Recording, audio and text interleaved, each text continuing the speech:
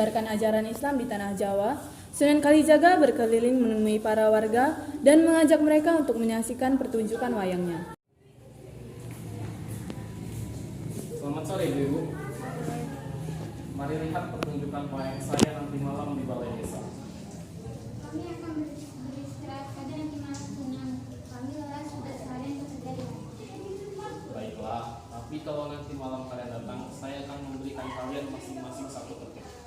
Baiklah Sunan, kalau begitu kami pulang dahulu.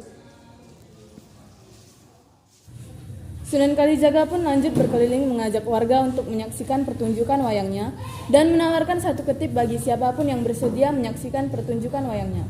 Sampailah pada malam hari, banyak warga yang datang karena tertarik dengan tawaran Sunan Kalijaga untuk membayar mereka satu ketip. Sunan Kalijaga pun memulai pertunjukan wayangnya. Di suatu negeri Nangka, hiduplah seorang bangsawan bernama Raden Masai. Dia adalah seorang anak yang mencintai kebebasan dan tidak suka terikat dengan peraturan para bangsawan. Dia bahkan lebih sering bergaul dengan para rakyat jelata dibandingkan dengan bangsawan-bangsawan lain, sehingga dia tahu bagaimana keadaan rakyat di negerinya. Rakyat di negerinya mengalami kelaparan dan kesulitan karena kemarau yang berkepanjangan. Setiap malam Raden Said selalu menyendiri di dalam kamarnya, membaca dan melantunkan ayat-ayat suci Al-Quran hingga larut malam, hingga saat penjaga tidur lelap. Di saat itulah dia pergi ke gudang dan mengambil persediaan sumber daya alam yang ada. Dia akan mencurinya dan membagi-bagikannya kepada rakyat yang membutuhkan. Rakyat yang menerimanya pun terheran-heran, terkaget-kaget. Tetapi tentu saja mereka mempersenang tanpa mengetahui siapa yang memberikannya, karena Raden Masai melakukan aksinya secara diam-diam.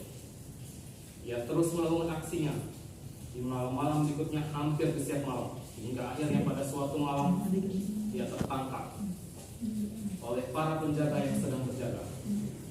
Ayahnya pun sang adipati, setelah mengetahui apa yang dilakukan oleh putranya, sang adipati menghukum putranya dengan mengurungnya di sebuah kamar kosong selama sebulan. Dan sebelum hukumannya selesai, Raden Masai melarikan diri. Dia pergi dari kerajaan. Raden Said yang melarikan diri pun pergi berkelana dan mencari pengembara. Dia melanjutkan aksinya mencuri dari para bangsawan kikir yang zalim kepada rakyat. Dia mencuri hartanya lalu membagi-bagikannya kepada para rakyat jelata. Sekarang saya akan bertanya, apakah yang dilakukan oleh Raden Said itu salah?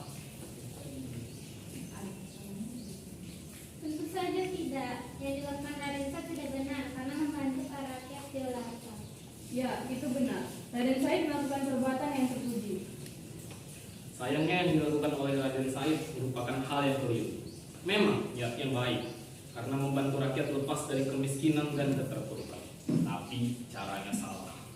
Seharusnya Raden Said menegur para bangsawan kikir yang zalim kepada rakyat dan membantu rakyat lepas dari kemiskinan dengan membimbing mereka dan bukan hanya membagi-bagikan makanan. Saya berpesan kepada kalian semua yang ada di sini. Yang pertama, untuk menghargai diri sendiri dan orang lain. Yang kedua, sholat dan mengagungkan Allah Subhanahu wa Ta'ala. Ketiga, berbakti kepada kedua orang tua. Yang keempat, mencari ilmu walaupun sudah pandai. Yang kelima, mencari rezeki yang halal. Dan yang terakhir, hiduplah dengan sederhana. Sunan Kalijaga terus melanjutkan dakwahnya melalui jalur kesenian pertunjukan wayang. Sunan Kalijaga pun juga menawarkan diri kepada siapa saja untuk menyaksikan pertunjukan wayangnya. Tidak perlu membayar dalam bentuk apapun, tetapi cukup mengucap 2 kalimat syahadat saja. Tidak lupa di setiap dakwahnya, ia selalu menyampaikan pesan untuk menghargai diri sendiri dan orang lain, sholat dan mengagungkan Allah Subhanahu wa Ta'ala, berbakti kepada kedua orang tua, terus mencari ilmu, mencari rezeki yang halal dan hidup sederhana. Di sebuah desa, hiduplah 3 orang pemuda yang belum mengenal Islam. Mereka mempunyai masalahnya masing-masing. Dan karena itu mereka menemui Sunan Kalijaga setelah mereka menyaksikan pertunjukan wayangnya. Mereka pun menemui Sunan Kalijaga di tempat kediamannya. Assalamualaikum. Maaf keperluan apa datang kemari? Kami bertiga datang kemari karena kami ingin berkonsultasi pada Sunan. Kami bertiga memiliki masalah dan kini masing-masing. Kami ingin tahu apakah Islam bisa menyelesaikan masalah kami. Oh, kalau begitu, insya Allah bisa. Saya bingung kenapa jodoh saya tidak di gunung datang. Berdoa kepada Allah Subhanahu wa Ta'ala. Kalau saya sudah miskin dan lahir, jika saya ingin memiliki harta yang tak habis-habisnya. Berdoa kepada Allah Subhanahu wa Ta'ala. Kalau saya tidak ingin meninggal, saya ingin memperpanjang sejak meninggal. Berdoa kepada Allah Subhanahu wa Ta'ala. Kami ini tidak mengerti jawaban Sunan. Cuma berdoa kepada Allah. Allah itu siapa? Memang dia bisa menyelesaikan masalah kami. Sekarang saya tanya kepada kalian, agama kalian itu apa? Kalian tidak tahu? Kalian sudah menonton akun saya? Sudah, memang kenapa Sunan? Kalau begitu kalian pasti sudah mengucapkan 2 kalimat syahadat, bukan? Sudah. Nah, kalau begitu dengan otomatis kalian sudah masuk Islam. Dan di Islam Tuhan kalian adalah Allah Subhanahu wa Ta'ala. Lalu bagaimana Allah bisa menyelesaikan masalah kami? Allah Maha Besar, Allah Maha Pengasih lagi Maha Penyayang. Kamu, jodoh kamu sudah diatur oleh Allah. Yang harus kamu lakukan adalah berdoa kepada Allah, minta petunjuk dan berserah diri kepada-Nya. Nah, kamu, harta kamu juga sudah diatur oleh Allah. Bersyukurlah pada nikmat yang telah diberikan padamu, biarpun sedikit. Cobalah bersedekah agar hartamu berkah. Maka insya Allah setiap sedekah yang kamu berikan akan dilipat gandakan oleh Allah. Dan kamu tidak bisa memohon untuk tidak meninggal. Sesuatu yang mempunyai awal pasti mempunyai akhir. Yang hidup pasti akan mati.